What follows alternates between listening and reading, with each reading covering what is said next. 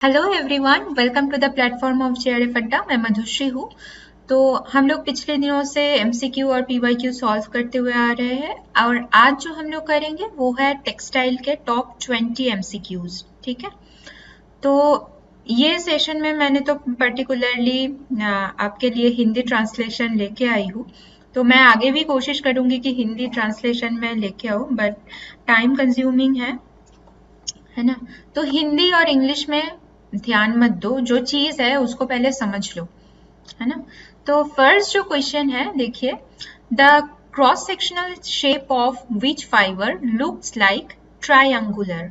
ठीक है, triangular shape लगता है कौन से फाइबर का अगर हम लोग क्रॉस सेक्शनल कटिंग करते हैं।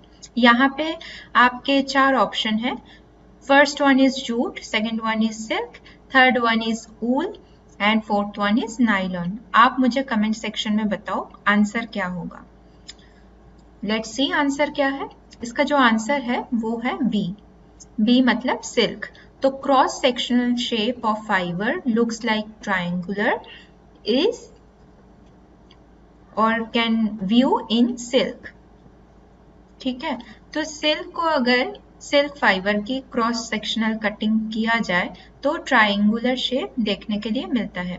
अगर जूट फाइबर की क्रॉस सेक्शनल कटिंग किया जाए तो पॉलीगोनल देखने के लिए मिलता है। ऊल का अगर कटिंग किया जाए क्रॉस सेक्शनल देन सर्कुलर और एपिलिप्टिकल देखने के लिए मिलता है। नायलॉन का सर्कुलर देखने के लिए मिलता है और कॉटन का किडनी शेप। याद रखना, ये इंपॉर्टेंट। ठीक है, now what is the type of smell is felt during burning of the cotton fiber? First one is smell of paper burning, smell of feather burning, smell of hair burning और no smell is felt। ठीक है, तो cotton fibre का अगर burn किया जाता है तो कैसे स्मेल मिलता है, आप मुझे कमेंट सेक्शन में बताओ आंसर क्या होगा।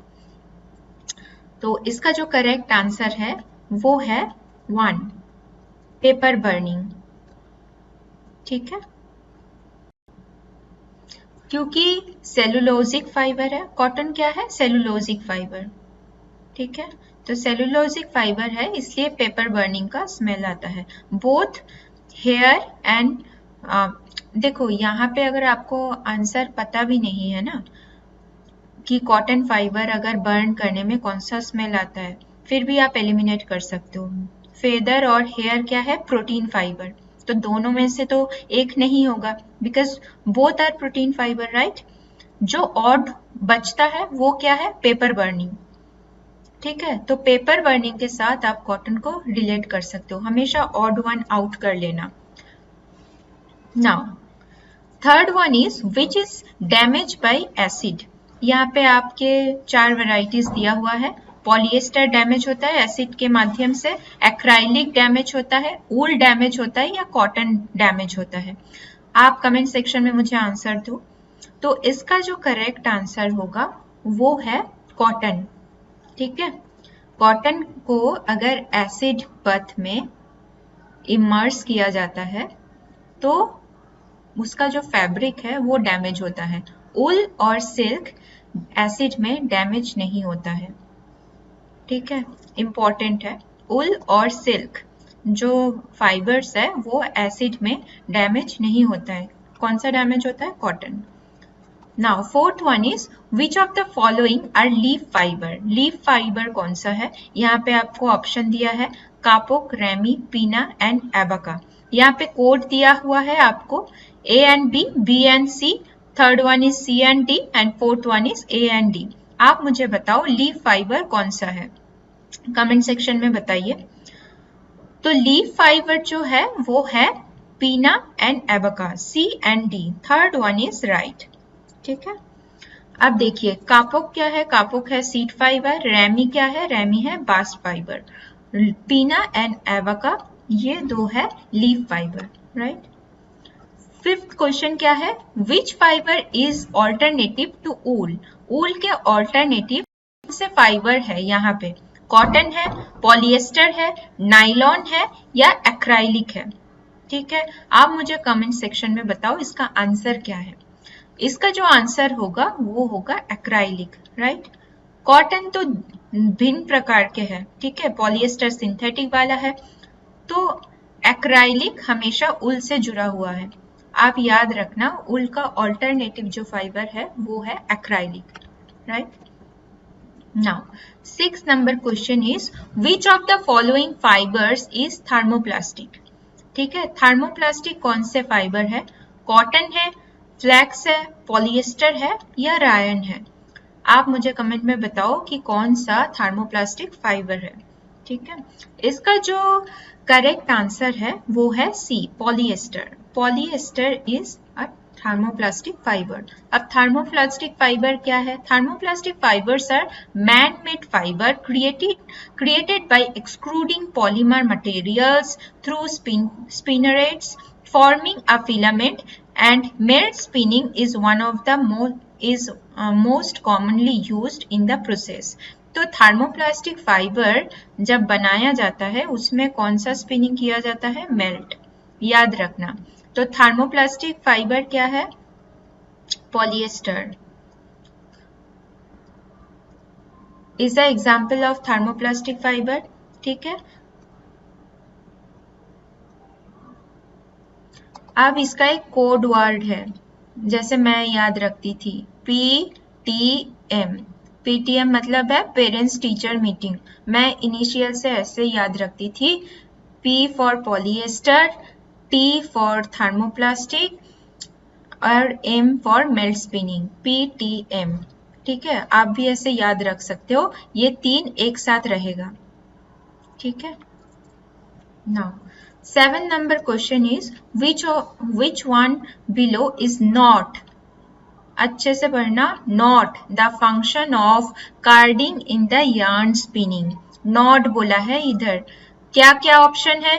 Fibre straightening, fibre blending, removing dirt and foreign matters and twisting. Which of the आपको बोलना है इनमें से कौन सा कार्डिंग जब प्रोसेस होता है यार्न स्पिनिंग में, कार्डिंग का फंक्शन नहीं है, ठीक है। आप कमेंट सेक्शन में मुझे आंसर दीजिए। इसका जो करेक्ट आंसर होगा वो है ट्विस्टिंग। क्यों? What are the function of carding? Function क्या है कार्डिंग का? एक है to open the blend fibres fully and definitively, to arrange as far as their length allows as the fiber parallel with one to another, ठीक है, to remove impurities, and fourth one is to blend the raw material further, ठीक है। तो एक तो impurities remove करना है, ठीक है, और दूसरा है पैरेलली जो फाइबर्स है lengthwise according to length उसको अरेंज करना है, और फोर्थ वन क्या है? To blend the raw material further, raw material को फर्दर ब्लेंड करना, ठीक है। Now 8 number question is the process of sanforization is used for first number आपको ऑप्शन दिया है improvement in strength, dimensional stability, improve the crease recovery, and fourth one is alternating the texture. आपको बताना है जो सैम्फोराइजेशन प्रोसेस है वो क्यों यूज किया जाता है ना। तो आप मुझे कमेंट सेक्शन में बताइए क्यों यूज किया जाता है। इसका जो करेक्ट आंसर है वो होगा 2, dimensional stability. Dimensional stability improve करने के लिए सैम्फोराइजेशन प्रोसेस यूज किया जाता है, ठीक है। It is a control comprehensive shrinkage process. तो श्रिंकिंग कंट्रोल करने के लिए सैम्फोराइजेशन यूज किया जाता है। It is a process that pre shrinks the fabric to prevent the further shrinkage after washing और dyeing, which provides the dimensional stability. देखिए, तो प्री श्रिंक जो प्रोसेस है उसमें ये सैम्फोराइजेशन प्रोसेस यूज किया जाता है, ठीक है। क्यों यूज किया जाता है? टू इम्प्रूव और इंक्रीज द डायमेंशनल स्टेबिलिटी, ठीक है। ड्यूरेबल प्रेस, यहाँ पे देखिए क्या लिखा है, ड्यूरेबल प्रेस क्यों यूज किया जाता है? To improve the crease recovery. यहाँ पे एक ऑप्शन में दिया है, देखिए थर्ड ऑप्शन में क्या दिया है, improve crease recovery. Crease recovery किससे मिलता है? ड्यूरेबल जो प्रोसेस है उससे क्रीज रिकवरी इंप्रूव होता है। ठीक है, अब इम्प्रूविंग स्ट्रेंथ, और एक ऑप्शन था इम्प्रूविंग स्ट्रेंथ किससे, मतलब स्ट्रेंथ अगर किसी का फैब्रिक का स्ट्रेंथ किससे इम्प्रूव होता है? मर्सराइजेशन जो प्रोसेस है उससे फैब्रिक का, जो मैकेनिकल प्रोसेस है उससे फैब्रिक का स्ट्रेंथ इम्प्रूव होता है, right. Now, 9 number question is decatizing is a process used for, कौन से फैब्रिक के लिए decatizing प्रोसेस यूज होता है? रायन, वूल, कॉटन और लिनेन। आपको बोलना है जो decatizing प्रोसेस है ये कौन से फैब्रिक के लिए यूज होता है। आप कमेंट सेक्शन में आंसर बताइए। जो इसका करेक्ट आंसर होगा वो है 2, वूल के लिए डीकैटिसाइजिंग प्रोसेस यूज होता है। अब हम लोग जान लेते हैं डीकैटिसाइजिंग है क्या। तो डीकैटिसाइजिंग जो प्रोसेस है इसको क्रैबिंग भी बोलते हैं, ब्लोइंग भी बोलते हैं और डिकेटिंग भी बोलते हैं। ये 3 नाम याद रखिएगा, BCD है ना, B for blowing, C for crabbing and D for decating, है ना। ये 3 नाम से, ये कोड से आप याद रख सकते हो डीकेटिसाइजिंग के, और 3 नाम है क्रैबिंग, ब्लोइंग और डिकेटिंग। ये प्रोसेस क्या है? It is a process of making permanent textile finish on the cloth so that it doesn't shrink during the garment making. तो ये परमानेंट टेक्सटाइल फिनिश है decatizing, ठीक है। The word comes from the French decater, which means to remove the catty or finish of the wool. ये भी याद रखिएगा, कभी आया नहीं, आ भी सकता है। कौन से वर्ड से आया है? फ्रेंच वर्ड decater, ठीक।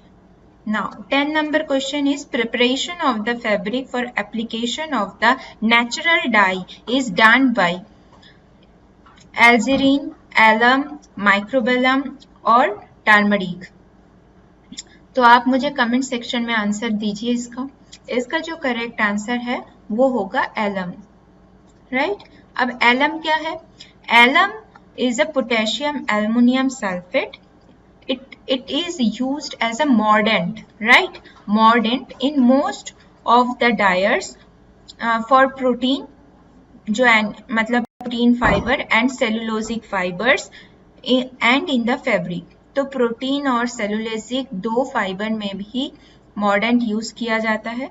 It improves light and wash fastness of all the natural dyes and keeps the colours clear, ठीक है। तो मॉर्डेंट क्या करता है? ये जो एलम है ये इंक्रीज करता है वॉश फास्टनेस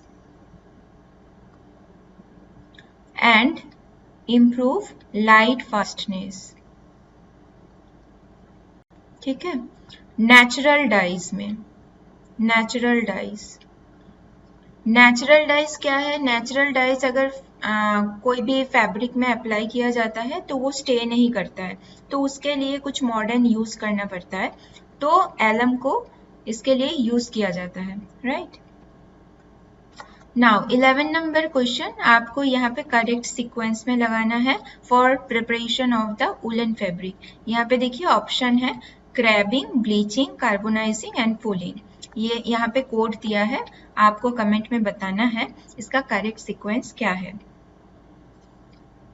इसका जो राइट आंसर है वो है ए।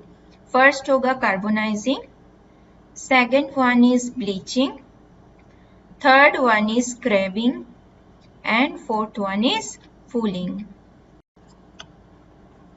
अब देखिए यहाँ पे मैंने आपको डिस्क्राइब कर दिया है हर एक प्रोसेस क्या है। कार्बोनाइजिंग क्या है?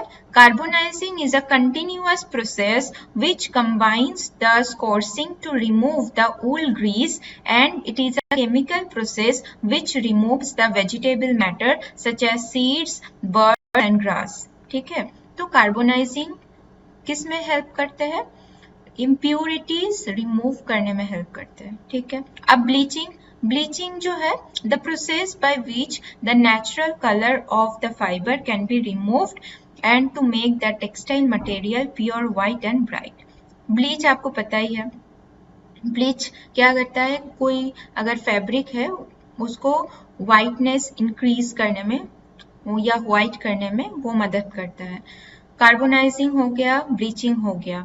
फिर है क्रैबिंग। क्रैबिंग क्या है? Crabbing is a pre setting process use to impart require amount of permanent set of wool, permanent set in the wool fabric.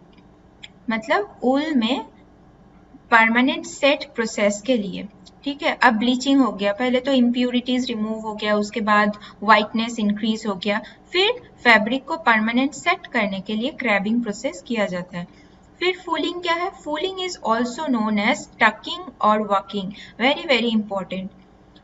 ऐसे देखिए, कोई भी बहुत सारे टेक्सटाइल और एपरल से नया नया क्वेश्चन हर बार आपको मिलेगा, आप कितना भी पढ़ के जाओ कुछ ना कुछ छूट जाता ही है, पर जहाँ जो क्वेश्चन आपको मिलेगा ना वो हम लोग जानते हैं, पहली बात तो वो है, पर उसका जो डिफरेंट नेम है वो हम लोग नहीं जानते, बिकॉज हम लोग ना डर जाता है टेक्सटाइल और एपरल डिजाइनिंग के यूनिट्स देख के कि हमसे नहीं हो पाएगा, पर उसका जो डिफरेंट नेम है, उसका जो इन डेप्थ प्रोसीडियर है, डिस्क्रिप्शन है, वो अगर आप पढ़ के जाओ तो कॉन्फिडेंस अपने आप बिल्ड हो जाएगा।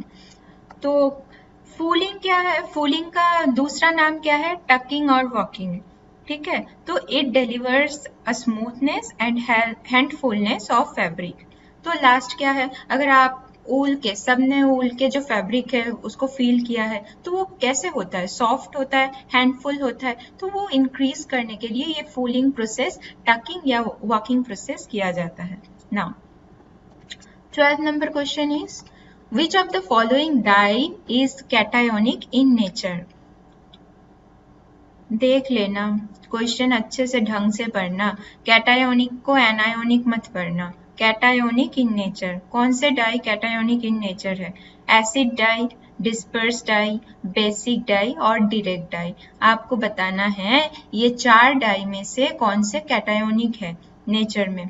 आप कमेंट में मुझे आंसर बताइए कौन सा है? थर्ड वन क्या है? Third one is basic dye. तो बेसिक डाई जो है वो कैटायोनिक है नेचर में। तो एसिड डाई क्या है? एसिड डाई एनायोनिक है and soluble in water. A for acid, A for anionic. Double A से आप याद रखना, ठीक है। बी के बाद क्या आता है? सी आता है। तो बेसिक डाई क्या है? कैटायोनिक है इन नेचर, ऐसे आप याद रखना, ठीक है। और बेसिक डाई का एग्जाम्पल क्या है? मिथिलिन ब्लू, क्रिस्टल वायलेट, ठीक है। Disperse dye, disperse dye is a category of synthetic dye. तो डिस्पर्स डाई कैसा है? सिंथेटिक डाई है, intended for polyester and related hydrophobic fibre. Direct dye क्या है? Direct dye anionic in nature है। तो दो डाई एनायोनिक इन नेचर है। मैं जैसे कोड वर्ड में याद रखती थी वो है ए डी, मतलब एनायोनिक एड से मैं याद रखती थी, एनायोनिक, एसिड डाई और डायरेक्ट डाई। एड से आप याद रख सकते हो, ठीक है। Now, 13 number question is which of the following are used to measure instruments in the color value? तो कौन सा ऐसा इंस्ट्रूमेंट है जो कलर वैल्यू मेजर करने में हेल्प करते हैं? First one is crockmeter, second one is launderometer, third one is pat stream range and fourth one is spectrophotometer. आपको बताना है ये चारों ऑप्शन में से कौन सा सही है, कमेंट सेक्शन में आप मुझे बताइए। तो इसका जो सही आंसर है वो है स्पेक्ट्रोफोटोमीटर, राइट। अब चारों क्या है इसके बारे में थोड़ा पढ़ लेते हैं। First one is crockmeter. Crockmeter क्या करता है? The crockmeter provides a quick and accurate method to determine the amount of color transferred from textile materials such as fabric, carpeting, yarn and leather to other surface by rubbing, ठीक है। मैं ऐसे याद रखती थी CR। क्रोकोमीटर मतलब ही है rubbing, ठीक है। तो सरफेस रब करने से, है ना, ये मतलब रबिंग से ही क्रोकोमीटर का यूज होता है।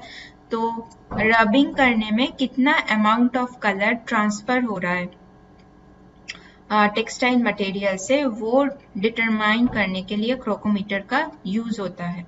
फिर launderometer is used for determining the colour fastness of textile materials to washing of textile fabrics and leather using a rotating washing machine, जिसको गैरो वॉश और रोटा वॉश भी बोलते हैं। ठीक है, ये जो लॉन्ड्रोमीटर के लिए एक मशीन यूज होता है, उसको गैरो वॉश या रोटा वॉश भी बोला जाता है। लॉन्ड्रोमीटर क्यों यूज होता है? To determine the colour fastness in the textile material. Pad steam range, it is used in dyeing process. Pad steam range कैसे होता है? Two padded roller are used for this purpose. एक मशीन में 2 padded roller use होता है, उसके बीच में से फैब्रिक को पास किया जाता है फॉर डाइंग पर्पस। ठीक है। स्पेक्ट्रोफोटोमीटर, देखिए अब यहाँ पे दिया है फोटो, ठीक है। फोटो से आप क्या याद रखिएगा? कलर, पीसी, है ना, पीसी। तो स्पेक्ट्रोफोटोमीटर कलर डिटर्मिनेशन में हेल्प करते हैं, right. Now 14 number question is trade name of aramids. जो एरामाइड्स है उसका ट्रेड नेम क्या है? Nomex, Kevlar, Orlon. Fourth both 1 and 2, मतलब नोमेक्स भी केल्वर भी। आप मुझे कमेंट सेक्शन में बताओ इसका आंसर क्या होगा। इसका जो आंसर है वो है fourth, both Nomex and Kevlar both are aramids, part of aramids. तो एरामाइड्स में क्या आता है? Nomex and Kevlar. और जो एक ऑप्शन बचा था वो था ऑर्लोन। ऑर्लोन किसका पार्ट है? एक्राइलिक्स एंड मोडाक्राइलिक्स, है ना। Now fifth question is pigment color are used in a solution of dyeing of the following fibers. Pigment colors कौन से फाइबर में यूज होता है? Nylon, silk, wool and rayon. आपको यहाँ पे कोड मिला है ए नंबर 1 या 2, 1 and 2, 2 और 3, 4 and 3 and 1 and 4। आपको बताना है पिगमेंट कलर कौन से फाइबर्स में यूज किया जाता है। इसका जो करेक्ट आंसर है वो है D, 1 and 4, nylon and rayon. इसमें पिगमेंट कलर यूज होता है। Now 16 number question is what is a sequence in mechanism of dyeing. आपको बताना है डाइंग प्रोसीजर का सीक्वेंस क्या है। Absorption, exsorption of dye, adsorption and disaggregation of dye bath. यहाँ पे कोड्स आपको दिया है DBCA, CDBA, BCDA और ABCD। आप बताओ मुझे कमेंट सेक्शन में कौन सा सही है। इसका जो सही आंसर है वो है 1 नंबर। पहले होगा disaggregation of dye in the bath, ठीक है। उसके बाद है एग्जॉर्प्शन ऑफ द डाई, उसके बाद है एड्सॉर्प्शन, उसके बाद है एब्जॉर्प्शन। देखो अगर आपको पूरा प्रोसेस पता भी नहीं है आप ऐसे याद कर सकते हो। पहले होगा एड्सॉर्प्शन। एड्सॉर्प्शन क्या है? जो सरफेस में, ठीक है, सरफेस में डाई है मतलब धीरे धीरे एब्जॉर्ब हो रहा है। और एब्जॉर्प्शन मतलब एकदम इंटीरियर में अंदर एब्जॉर्ब हो रहा है। तो एब्जॉर्ब एकदम लास्ट में आता है, ठीक है, क्योंकि डाइंग का प्रोसेस बोला है, ठीक है। एब्जॉर्ब एकदम लास्ट स्टेज में आता है।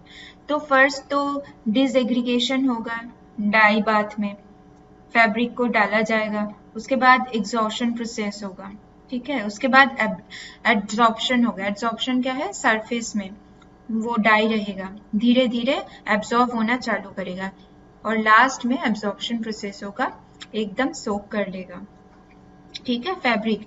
Now 17 number question, which of the following are regenerated cellulosic fibre. तो इनमें से, ये चारों में से कौन सा रीजेनरेटेड सेलुलोजिक फाइबर है? रायन है, लाइकोसेल है, एज़लोन है, एल्पाका है। आप मुझे बताओ, यहाँ पे कोड दिया है कमेंट में, कौन सा रीजेनरेटेड सेलुलोजिक फाइबर है। तो रीजेनरेटेड सेलुलोजिक फाइबर है रेयॉन एंड लाइकोसेल। तो ए और बी इसका करेक्ट आंसर है। ये जो एज़लोन और एल्पाका है, ये है प्रोटीन फाइबर, ठीक है। तो ऐसे ही एलिमिनेट हो जाएगा, जिसमें सी है, जिसमें डी है, बाकी ऑप्शन देखने की जरूरत ही नहीं है। आप देख लेना, सी जिसमें है वो पहले एलिमिनेट कर दो, फिर डी जिसमें है वो एलिमिनेट कर दो, बचा रहेगा रायोन और लाइकोसेल। आपको अगर फाइबर्स, इतना फाइबर्स याद भी नहीं है, ठीक है, आप भूल गए हो, मतलब सिचुएशनली आप भूल गए हो, क्वेश्चन देख के आपको याद नहीं आ रहा है आंसर, तो ऐसे एलिमिनेट करो कि एल्पाका और एल्जोन कहाँ से मिलता है, थ्रू एनिमल से मिलता है, right.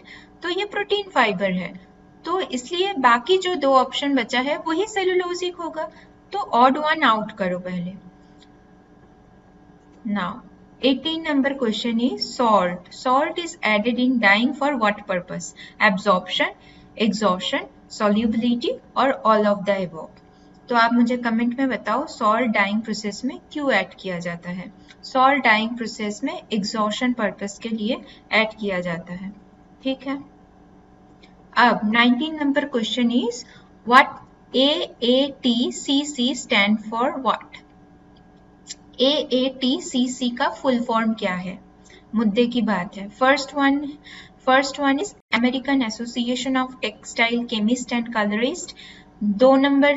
Second number is Association of Textile Chemist and Colorist. Third one is Association of American Textile Colors and Chemist. Fourth one is Australian Association of Textile Chemist and Colorist. तो इनमें से सही कौन सा है? इनमें से जो सही है वो है first one, American Association of Textile Chemist and Colorist, right? And the last question is give the correct sequence of printing with azoic dye. तो azoic dye से प्रिंटिंग प्रोसेस का करेक्ट सीक्वेंस आपको लगाना है। यहाँ पे क्या बोला है, डीआयोजाइजेशन, फिर क्लियरिंग नेप्थॉल, नेप्थोलेशन एंड कपलिंग, ठीक है। तो यहाँ पे कोड दिया है, आप मुझे बताओगे इसका करेक्ट आंसर क्या है। इसका जो करेक्ट आंसर है वो है 2। पहले होगा नेप्थोलेशन, ठीक है, उसके बाद होगा डीआयोजाइडेशन, फिर होगा कपलिंग और उसके बाद होगा नेप्थोलेशन, ठीक है। और एक चीज है, पहले तो आप जितने भी टर्मिनोलॉजीज है उसका जैसे नोट्स बना रहे हो बनाओ, उसके साथ साथ जितना भी आज तक 2023 तक लास्ट आपके एग्जाम तक जितना भी सीक्वेंस में आया है क्वेश्चंस, उसका भी एक आपको नोट्स बनाना पड़ेगा। कहाँ कहाँ से सीक्वेंस में, लाइक प्रिंटिंग प्रोसेस, फिर डाइंग प्रोसेस, है ना, fabric making process, fibre making process, जितना भी आया है सीक्वेंस में लगाने के लिए उसका और एक नोट्स बनाना पड़ता है। तो टेक्सटाइल ना बहुत ह्यूज वास्ट सिलेबस है, ठीक है, पर उसको थोड़ा सा स्ट्रेटेजिकली पढ़ना जरूरी है। सब कुछ नहीं पढ़ना है, पर आपको हर एक टॉपिक टच करते हुए जाना है कि आपको थोड़ा बहुत अंदाजा लगे। जो टेक्सटाइल के स्टूडेंट है उनके लिए तो बिल्कुल आसान रहेगा, जो हमारे जैसे बच्चे हैं जो ह्यूमन डेवलपमेंट से बिलोंग करते हैं, फिर FRM से है, फिर न्यूट्रिशन से है, उनके लिए टेक्सटाइल बहुत ह्यूज रिस्क है। क्योंकि मैंने भी जब देखा था पन्ना मोड़ के बुक का, मेरा भी एकदम दिमाग घूम गया था, मैंने सोचा था कि मुझसे नहीं होगा। फिर मैंने स्ट्रेटेजिकली पढ़ना चालू किया। हर एक आपको टॉपिक टच करते हुए जाना है कि आपको एक अंदाजा आ जाए कि नहीं, अगर आप ऑड वन आउट कर सकते हो, है ना, आपको आंसर पता भी ना हो, आप अपना थोड़ा सा दिमाग में जोर लगा के सोच के आप ऑड वन आउट करके उसका आंसर दे सकते हो। Too much sodium in the diet can cause the following diseases. क्या क्या? फर्स्ट ऑप्शन है anaemia, second option fluorosis, third है lowering the blood pressure and fourth one is dropsy. तो आपको बताना है अगर डाइट में अधिक मात्रा में सोडियम मौजूद रहता है बहुत टाइम से तो कौन सा डिजीज देखने के लिए मिलेगा। तो आप मुझे कमेंट सेक्शन में बताइए कौन सा डिजीज मिलेगा। सो इसका जो करेक्ट आंसर है वो है ड्रॉपसी। ठीक है, आयरन डेफिशिएंसी की वजह से एनीमिया होता है, फ्लूरोसिस फ्लोराइड डिफिशियंसी की वजह से होता है, और अगर मतलब खाने में सोडियम का मात्रा कम होता है ना, तो फिर क्या होता है, लोअरिंग ब्लड प्रेशर। नाउ अब ड्रॉपसी क्या है, इसका जो आंसर है वो ड्रॉपसी होगा। Too much sodium in the diet can cause the fluid retention and it can cause oedema और ड्रॉपसी। तो हाथ पैर में अगर फ्लूइड अक्यूमुलेट होता है तो उसको इडिमा बोलते हैं, आपको पहले भी मैंने ये पढ़ाया है। और अगर एब्डोमेन में अगर फ्लूइड अक्यूमुलेट होता है तो उसको क्या बोलते हैं, उसको बोलते हैं एसाइटिस, राइट। अभी यहाँ पे बात हो रहा है ड्रॉपसी का। ड्रॉपसी का दूसरा नाम क्या है, इडिमा है। ठीक है, in the blood increase blood volume, dropsy की वजह से ब्लड वॉल्यूम इंक्रीज हो जाता है। Increase the blood volume which effect the blood pressure, blood total जो ब्लड वॉल्यूम है बॉडी का वो इंक्रीज या रेज हो जाता है, उसके वजह से ब्लड प्रेशर भी बॉडी का इंक्रीज हो जाता है। ठीक है, now the second question is Gulabo Sitabo is a type of dash puppet। आपको बोलना है गुलाबो और सिताबो जो पपेट का फॉर्म है वो कौन से टाइप का है, स्ट्रिंग पपेट है, रॉड पपेट है, लेदर पपेट है या ग्लोव पपेट है। आप कमेंट सेक्शन में आंसर ड्रॉप कीजिए। इसका जो करेक्ट आंसर है वो है glove puppet. D is the right answer. तो गुलाबो सिताबो कहाँ से बिलोंग करते हैं, ये जो पपेट का फॉर्म है ये उत्तर प्रदेश से बिलोंग करता है। ठीक है, और it is a type of glove puppet. Now the third question is the period of human embryo is 2 to 4 weeks, 1 to 8 weeks, 2 to 8 weeks and 2 to 6 week। जो आप लोग ने ह्यूमन डेवलपमेंट जब चैप्टर चालू होता है तब ग्रोथ एंड डेवलपमेंट आता है ना, तो वहाँ पे कितना पीरियड एंटीनेटल या जेस्टेशनल पीरियड होता है, उसका कितना सब स्टेजेस है, शायद आप लोगों ने पढ़ा होगा।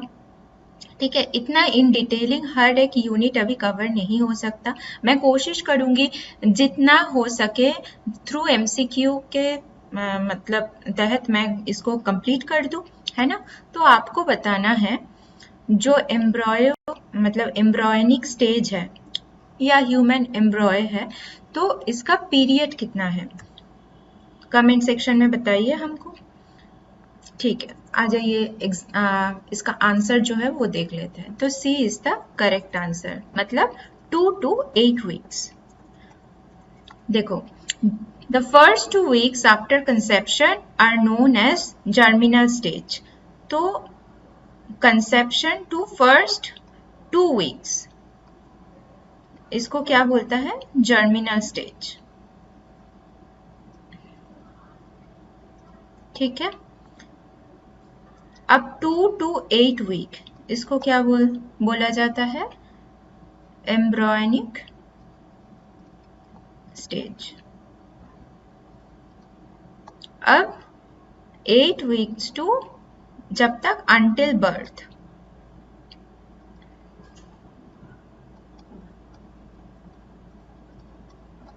इसको क्या बोला जाता है, fetal stage.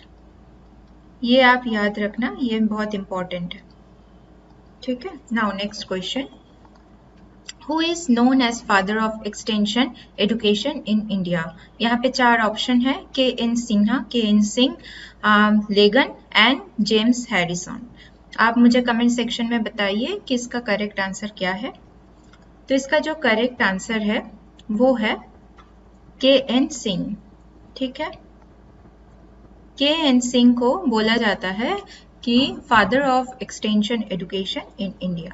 Now fifth question is the strength of cotton increases with decrease in moisture content, increase in moisture content, increase in temperature and decrease in relative humidity. ठीक है, जो कॉटन की स्ट्रेंथ है वो कैसे इंक्रीज होता है, तो इसका जो आंसर होगा वो होगा B, increase in moisture content. Moisture content अगर कॉटन में इंक्रीज होगा तो कॉटन का जो स्ट्रेंथ है वो भी इंक्रीज होगा। ऐसे आप शॉर्ट फॉर्म में एक पेज में टेक्सटाइल के लिए स्पेसिफिक, है ना, एक टर्मिनोलॉजी वाला चैप्टर बनाना पड़ता है। जो जब मैंने प्रिपेयर किया था मैंने ऐसे ही बनाया था, टेक्सटाइल और अपैरल डिजाइनिंग का टर्मिनोलॉजी का एक मैंने अलग से नोट्स बनाया था। दूसरा, जितना भी असर्टेशन रीजनिंग वाला पोर्शन है उसमें जो स्टेटमेंट है वो स्टेटमेंट एक एक क्वेश्चन है इंडिविजुअल, तो उसके आगे पीछे आपको अच्छे से पढ़ना पड़ता है। तो उसके लिए भी मैंने स्टेटमेंट और उसका जो डेफिनेशन है या डिस्क्रिप्शन है वो ऐसे मैंने प्रिपेयर किया था कि स्टेटमेंट क्या है और उसका डिस्क्रिप्शन क्या है। ठीक है, तो increase strength, increase moisture content, help to increase the strength of the cotton.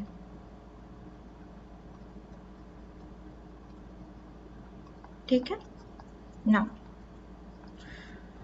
see, 6 number question is which of the following is an example of intellectual disability। यहाँ पे आपको 4 ऑप्शन मिला है, dyslexia, schizophrenia, mental retardation and autistic spectrum disorder, या इसको ASD भी बोलते हैं। ठीक है, तो कमेंट सेक्शन में मुझे बताइए कि इसका करेक्ट आंसर क्या होगा। इसका जो करेक्ट आंसर है वो है सी, मेंटल रिटार्डेशन। सी, डिसलेक्सिया क्या है, reading disability, right. Autistic spectrum disorder क्या है, ऑटिस्टिक स्पेक्ट्रम डिसऑर्डर ASD, ये कॉग्निटिव डिसऑर्डर है, राइट। और सीजोफ्रेनिया क्या है, सीजोफ्रेनिया है कि हम लोग जो डेली लाइफ के एक्टिविटीज करते हैं जो रियलिटी है, राइट, जब ये डिजीज होता है तो रियलिटी के साथ हमारे डेली लाइफ के एक्टिविटीज का कोई मैच नहीं होता है। ठीक है, जिस पर्सन में ये सीजोफ्रेनिया होते हैं वो कंफ्यूज्ड हो जाते हैं कि रियलिटी क्या है, उनके लिए तब रियलिटी कंफ्यूजन क्रिएट करते हैं, तो ये स्पेसिफिक डिसऑर्डर को बोलते हैं schizophrenia. Now 7 number question, which of the following is a part of 7 C's of communication? very very important, यहाँ से क्वेश्चन मिलता है, 2-3 साल में तो एक बार क्वेश्चन मिलता ही है। अब देखिए क्या क्या है, channel, content, curiosity and clarity. आपको बताना है 7C ऑफ कम्युनिकेशन का कौन से यहाँ पे कंपोनेंट या फैक्टर पार्ट है। ठीक है, आंसर कमेंट सेक्शन में दीजिए। इसका जो करेक्ट आंसर है वो है clarity, 4 is the correct answer. अब देख लेते हैं 7 C's ऑफ कम्युनिकेशन में क्या क्या आता है। ठीक है, the 7 C's of communication are list of the principle of written and spoken communication to ensure that they are effective. तो इफेक्टिव कम्युनिकेशन के लिए 7 C's कम्युनिकेशन बहुत इंपॉर्टेंट है। क्या क्या कंपोनेंट इंक्लूडेड है 7 C's कम्युनिकेशन पे? फर्स्ट है क्लैरिटी, जो आपको अभी क्वेश्चन में पूछा गया था। फिर है correctness, conciseness, courtesy, concreteness, consideration and completeness. Those are the part of 7 C's of communication. Now 8 number question is dyes suitable for sublimation, transfer, printing are acid dye, disperse dye, direct dye and basic dye. आपको बताना है ये जो 4 different प्रकार के die है इनमें कौन से डाई ट्रांसफर प्रिंटिंग में हेल्प करते हैं। इसका जो करेक्ट आंसर होगा वो है डिस्पर्स डाई। अब डिस्पर्स डाई क्या है, disperse dye can be used with the various techniques will readily creating the negatives with the dispersed dye color। अच्छा, सिंथेटिक कलर में यूज होते हैं, राइट। इवन द सिंथेटिक फैब्रिक में भी polyester, nylon, cellulose, acetate, those are the example of the disperse die. आपको याद रखना है डिस्पर्स डाई ट्रांसफर प्रिंटिंग में यूज होता है। ठीक है, नाउ अब देखिए जो 9 नंबर क्वेश्चन है, development resulting from ongoing exchange between heredity and all levels of environment। यहाँ पे बोला गया है heredity और environment में जो एक्सचेंज है, ठीक है, जो डेवलपमेंट में किसी कोई पर्सन का डेवलपमेंट प्रोसेस में हेल्प करता है तो उसको क्या बोला जाता है, राइट। तो यहाँ पे आपके 4 ऑप्शन है, सेफेलोकॉडल, प्रॉक्सिमोडिस्टल, जेनोटिपिकल एंड एपिजेनेसिस। तो आप कमेंट सेक्शन में मुझे बताइए क्या है। तो इसका जो करेक्ट आंसर है वो है एपिजेनेसिस। अब देख लेते हैं कि सेफेलोकॉडल क्या है, प्रॉक्सिमोडिस्टल क्या है, जेनोटिपिकल क्या है और एपिजेनेसिस क्या है। See now, cephalocaudal. What is cephalocaudal? The child gains control of the head first and then arms and then legs. ठीक है, जिसको सेफेलोकॉडल को हम लोग बोलते हैं head to toe, right. Head, पहले हेड डेवलपमेंट होता है, हेड से लेके फिर टो तक के डेवलपमेंट होता है। फिर प्रॉक्सिमोडिस्टल को बोलते हैं सेंटर टू फार या नियर टू फार। पहले centre of the body part develop होता है, उसके बाद हैंड्स, ठीक है। अब जेनोटिपिकल क्या है? The genetic makeup as distinguished from the physical appearance of an organism और ग्रुप ऑफ ऑर्गेनिज्म। जेनोटिपिकल मतलब है जेनेटिक मेकअप, ठीक है, जो फिजिकल जो अपीयरेंस है उसमें डिफरेंट फॉर्म में हेल्प करते हैं।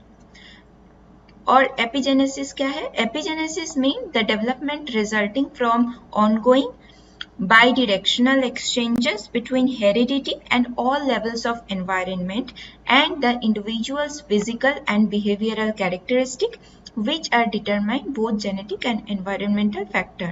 ये बहुत important है। जो individual के characteristic है, both physical and behavior both are affected by the environmental factor and genetic factor। जब हम लोग environment के बात कर रहे हैं, ठीक है, और जीन का एक्सचेंज के बात कर रहे हैं, उसमें आएगा एपिजेनेसिस टर्म, ठीक है। Now 10 number question is the sense of movement that smoothly leads one's eye from an area to another in the architectural design is called as what? First one is scale, second one is balance, third one is rhythm and fourth one is emphasis। अब यहाँ पे जो आपके keyword है वो है movement, ठीक है। तो मूवमेंट जो कीवर्ड है, आप हमेशा याद रखिएगा ये किसके साथ जुड़ा हुआ है? रिदम के साथ जुड़ा हुआ है। तो third one is correct one answer. तो रिदम क्या है?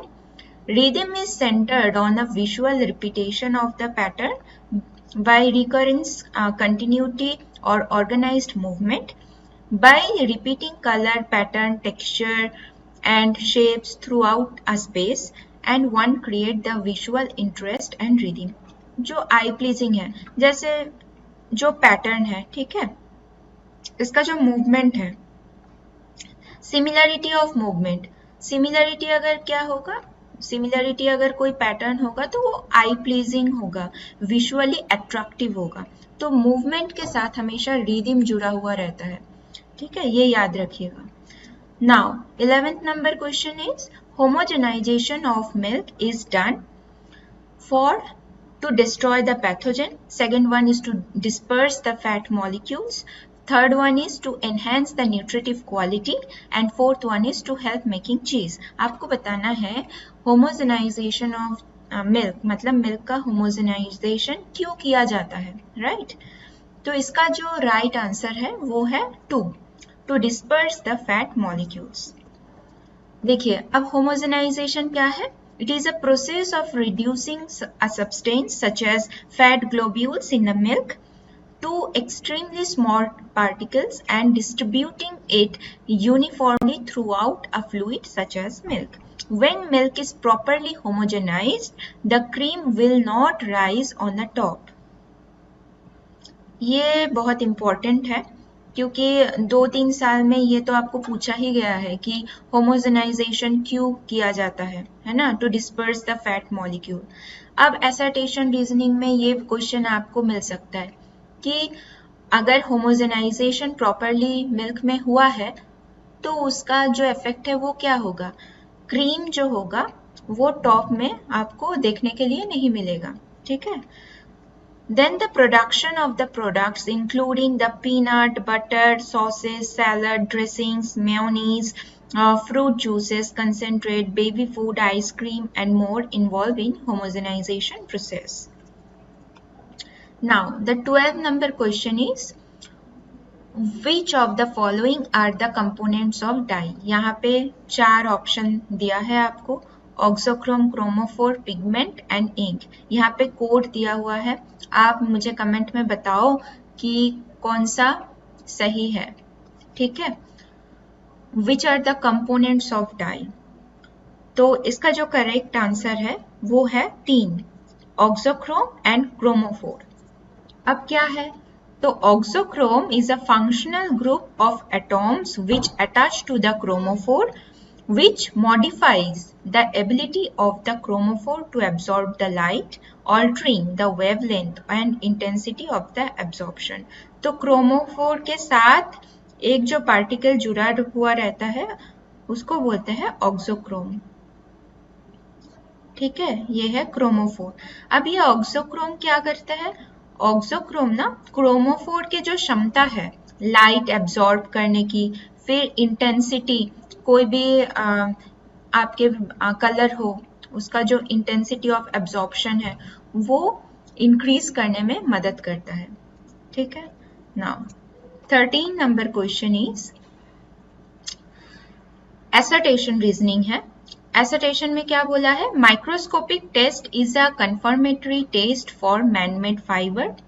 रीजनिंग में क्या बोला है, man made fibres have their distinct characteristic for microscopic appearance. आपको बोलना है कि ये कोड है यहाँ पे दिया हुआ है, एसर्टेशन सही है। जैसे यहाँ पे बोला है both A and R are correct. Both R is incorrect. A is correct but R is incorrect. A is incorrect but R is correct. तो आप बताओ मुझे कमेंट में क्या है। इसका जो आंसर है वो होगा सेकंड, मतलब बोथ आर इनकरेक्ट। तो माइक्रोस्कोपिक टेस्ट है ये मैनमेड फाइबर के लिए नहीं किया जाता है, ठीक है।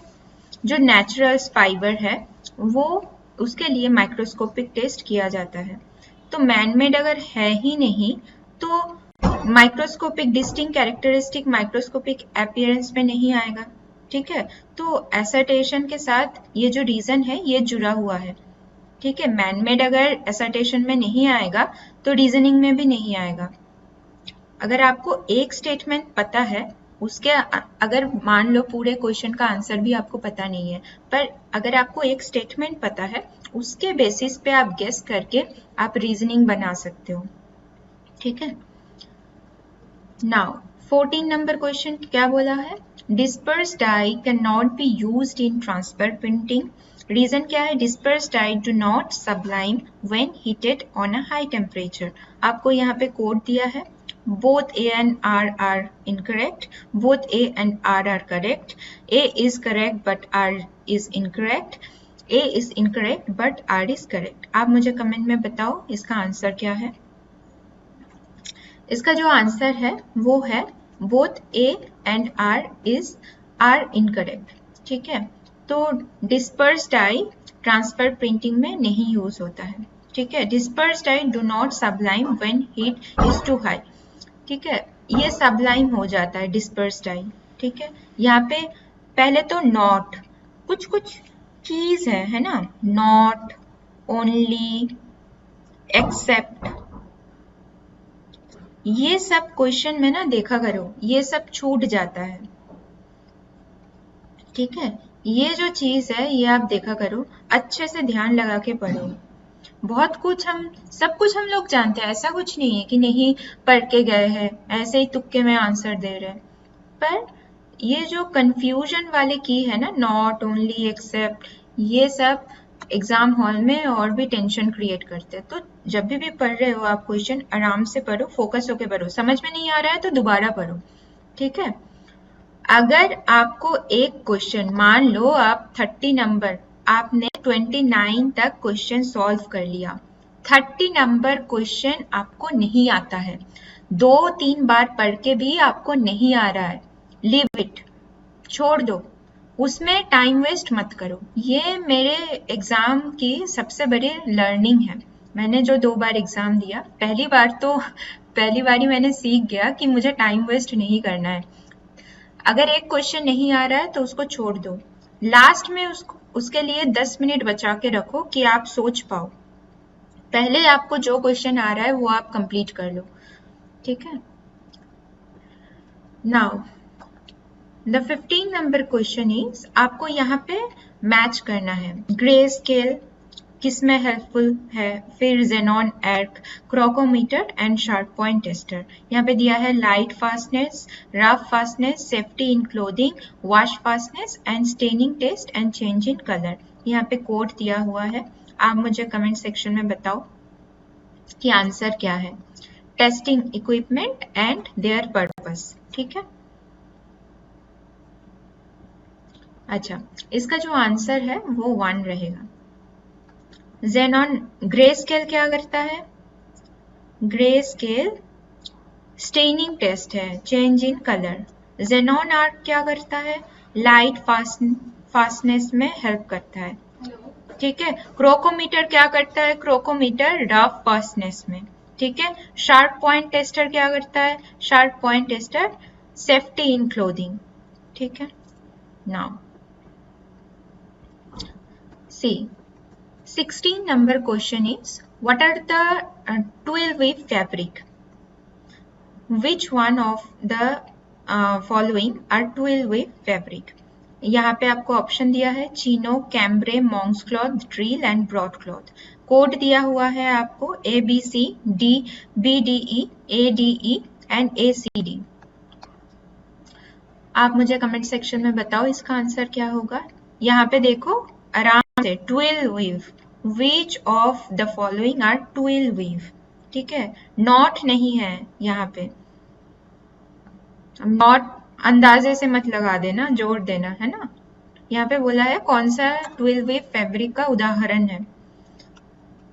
अब इसका जो आंसर है वो है 3, क्या है, चीनो, फिर है drill and third last one is broadcloth. तो चीनो ट्विल वीव में आते हैं, ड्रिल भी आते हैं, ब्रॉड क्लॉथ भी आते हैं। जो मॉन्क्स क्लॉथ है वो बास्केट वीव में आते हैं और जो कैम्ब्रे है वो प्लेन वीव में आते हैं, राइट।